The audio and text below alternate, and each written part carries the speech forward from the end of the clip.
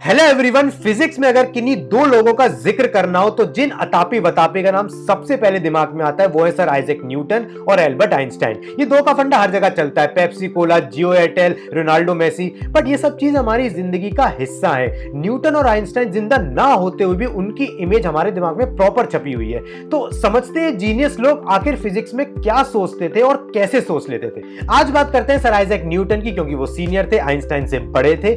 Sir Isaac Newton का जन्म Einstein से लगभग 200-250 साल पहले हुआ था। Now Newton is widely famous for its universal law of gravitation. क्या है यूनिवर्सल लॉ ऑफ ग्रेविटेशन? हम सबने 9th क्लास में पढ़ा है कि कोई भी दो मास डिस्टेंस पर रखे हो तो उनके बीच एक फोर्स लगता है F = gm1m2/r²।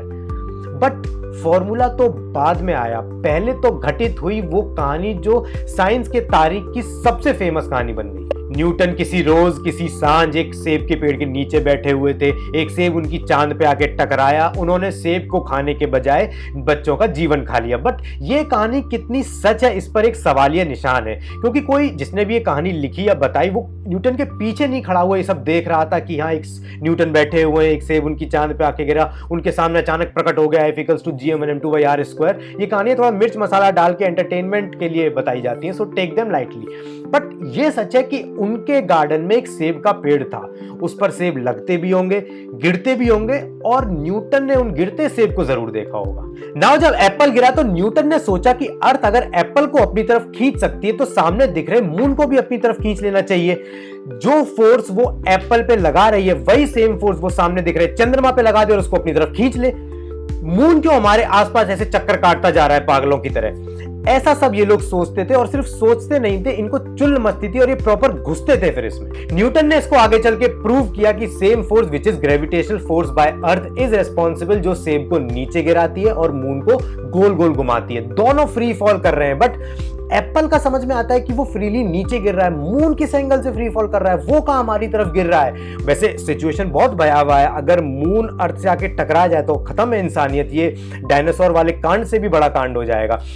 इस तरह का सवाल इवन एनसीईआरटी की 9th क्लास की साइंस टेक्स्ट बुक में भी है कि अगर सेब फ्री फॉल कर रहा है तो क्या मून भी फ्री फॉल कर रहा है? सेम फोर्स रेस्पॉन्सिबल है एप्पल को नीचे गिराने में और मून को गोल गोल घुमाने में। बट कैसे? न्यूटन ने इस चीज को क्वालिटेटिवली ड्राइंग की हेल्प से कैसे समझाया? लेट्स से ये हमारी अर्थ है और उस पर ये आर्टिलरी लगी हुई है, बड़ी सी आर्टिलरी। इस आर्टिलरी के अंदर छोटे छोटे तोप के गोले रखे हुए हैं। लेट्स से कोई आदमी आता है और इसमें से तोप के गोले को जरा सा पुश कर देता है तो उस तोप के गोले का मोशन कुछ इस तरह होगा। ये मोशन बिल्कुल वैसा ही है जैसा न्यूटन के गार्डन में सेब का हुआ था। वो पेड़ से जैसे ही नीचे गिरता है वो सीधा नीचे गिरता है, वैसे ही ये तोप का गोला नीचे गिरता है। बट अगर ये आर्टिलरी किसी तोप के गोले को जरा सा हल्का फायर कर दे किसी स्पीड से तो वो तोप का गोला थोड़ा सा इस तरह का मोशन दिखाएगा। वो पिछले वाले के कंपेयर में थोड़ा आगे जाके गिरेगा। अगर ये आर्टिलरी थोड़ा सा और स्पीड से तोप के गोले को दाग दे तो वो इन दोनों से भी आगे जाके गिरेगा, कुछ इस तरह। ये तीनों ही तोप के गोले फ्री फॉल कर रहे हैं। इन तीनों के नीचे अगर मैं वेइंग मशीन लगा दूं तो रीडिंग 0 आएगी। They are not experiencing any weight at all. अगर हम टाइम निकालें कि कितना टाइम लगेगा इन तोप के गोले को इस अर्थ पे लैंड करने में, तो वो मोर और लेस सेम आएगा। ऑब्वियसली यहाँ पर हम एयर रेजिस्टेंस नेग्लेक्ट कर रहे हैं, but important thing air resistance नहीं है यहाँ पर। मेन चीज़ है कि इन तीनों का टाइम ऑफ फ्लाइट मोर और लेस सेम आएगा, not exactly. Why not exactly? इन तीनों गोले का मोशन अगर हम सेम इंटरवल ऑफ टाइम के लिए एनालाइज करें तो लेट्स से 5 सेकंड में अगर ये वाला गोला यहां पर आ जाता है तो यूजिंग इक्वेशन ऑफ मोशन ये वाला गोला इतना डिस्टेंस ट्रेवल कर लेगा कि ये वर्टिकली इतना ही नीचे गिरे जितना ये वाला गिरा है। सिमिलरली तीसरा वाला जो गोला है वो भी उतना डिस्टेंस इस तरह कवर कर लेगा कि ये तीनों हॉरिजॉन्टली सेम पोजीशन पर रहे।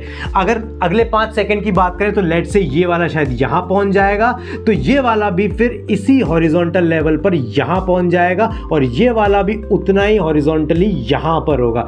मतलब सेम इंटरवल ऑफ टाइम में वर्टिकली ये तीनों सेम डिस्टेंस कवर करेंगे। नाउ एक पॉइंट ऑफ टाइम पे ये वाला गोला यहां पर पहुंच जाएगा जो लैंड कर गया बेसिकली। बट इन दोनों गोले को देखें तो ये अभी भी हवा में ही होंगे। ये यहां पर होगा और ये वाला यहां पर होगा। ये दोनों का लैंड करना अभी भी बाकी है, जबकि ये लैंड कर गया। ये तीनों सेम टाइम पर लैंड इसलिए नहीं करेंगे क्योंकि अर्थ कर्व्ड है, फ्लैट नहीं है। यहां पर इतना डिस्टेंस और इसके लिए इतना डिस्टेंस अभी भी बचा हुआ है लैंड करने के लिए। नाउ इमेजिन एक ऐसा तोप का गोला जो ये आर्टिलरी इतना स्पीड से दाग दे कि उसका मोशन कुछ इस तरीके का हो जाए। इन तीनों को भी पार करते हुए वो इस तरह गिरेगा। ये जितना नीचे आएगा अर्थ उतना कर्व कर जाएगी, ये और नीचे आएगा to land on the earth, but earth उतना ही और कर्व कर जाएगी। इसका मोशन कुछ इस तरह होगा कि अगर अर्थ ऐसी है तो इसका मोशन भी ऐसा है। ये अर्थ को ढूंढते ढूंढते वापस यहीं आ जाएगा, ये वापस अर्थ की खोज में निकलेगा और फिर से घूमते घूमते वापस यहीं पर आ जाएगा। ये अर्थ को ढूंढता रह जाएगा पर इसको धरती के दर्शन कभी नहीं होंगे। नाउ ये चारों के चारों तोप के गोले फ्री फॉल ही कर रहे हैं, बट इसके पास हॉरिजॉन्टल स्पीड नहीं थी तो ये सीधा नीचे गिर गया, इसके पास थी थोड़ा आगे गिरा, ये और आगे गिरा और ये इतना आगे चला जाता है कि अर्थ कर्व कर जाती है और ये कभी भी अर्थ से मिल ही नहीं पाता। मून का भी ऐसा ही एक एग्जाम्पल है कि मून भी फ्री फॉल कर रहा है, बट उसके पास उतनी हॉरिजॉन्टल स्पीड है कि वो इस चौथे वाले की तरह उतना आगे चला जाता है जितनी देर में अर्थ कर्व कर जाती है। मून भी अर्थ से मिलना चाहता है, बट अर्थ ऑब्वियसली इस चौथे वाले की तरह कभी नहीं मिल पाएगी। लॉन्ग डिस्टेंस रिलेशनशिप का इससे बड़ी कसौटी का उदाहरण नहीं मिल सकता। मून बना कैसे था? आज से तकरीबन 4.5 बिलियन ईयर्स पहले एक मार्स जितना बड़ा ऑब्जेक्ट थिया नाम का अर्थ से टकराया था। अर्थ उस समय बड़ा ही मॉल्टन फॉर्म में थी, आज की तरह ब्लू ग्रीन नहीं दिखती थी। तो परिणामवश अर्थ और मून दो ग्रेविटेशनली लॉक्ड ऑब्जेक्ट बन गए। दैट मीन्स कि जो थिया जब टकराया और उससे जो मून बना उसके पास उतनी हॉरिजॉन्टल स्पीड थी कि वो उतना आगे निकल जाता है जितनी देर में अर्थ बैंड कर जाती है। तो मून तो गिरना चाहता है, बट अर्थ क्योंकि कर्व्ड है तो मून कभी गिर नहीं पाता। अगर फ्लैट अर्थ होती तो डेफिनेटली मून टकरा जाता अर्थ से और कभी मून फॉर्म ही नहीं कर पाता। एडिंग टू दिस, मून और अर्थ एकदम एग्जैक्टली ग्रेविटेशनली लॉक्ड नहीं है। मून जो है वो हर साल 3.78 सेंटीमीटर पीछे खिसकता जा रहा है। कॉस्मिक स्केल पर ये ऑब्वियसली मालूम नहीं पड़ता। सो न्यूटन वाज राइट कि जो एप्पल और मून है दोनों पर सेम फोर्स लगता है, ग्रेविटेशनल फोर्स, और वही उन दोनों के मोशन को गवर्न करता है। इट्स जस्ट दैट कि एप्पल के पास कोई हॉरिजॉन्टल स्पीड नहीं होती तो वो सीधा नीचे गिर जाता है। मून के पास एक हॉरिजॉन्टल स्पीड थी, जब वो बनाता तो वो मून के अर्थ के अराउंड चारों तरफ घूमता रहता है।